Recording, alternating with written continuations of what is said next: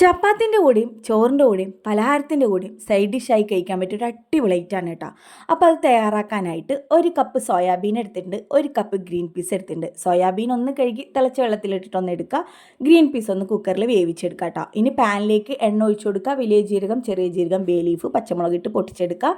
സവാള ചേർത്ത് കൊടുക്കുക, പാകത്തിനുള്ള ഉപ്പിട്ട് കൊടുക്കുക, തക്കാളിയും ഇഞ്ചി വെളുത്തുള്ളി പേസ്റ്റും ചേർത്ത് കൊടുക്കുക, പൊടികളായിട്ടുള്ള മുളക് പൊടിയും മഞ്ഞപ്പൊടിയും മല്ലിപ്പൊടിയും ചേർത്ത് കൊടുത്ത് നന്നായിട്ട് പച്ചമണം മാറുന്ന വരെ ഇളക്കി കൊടുത്ത ശേഷം നമ്മൾ സോയാബീൻ ചേർത്ത് കൊടുക്കുക.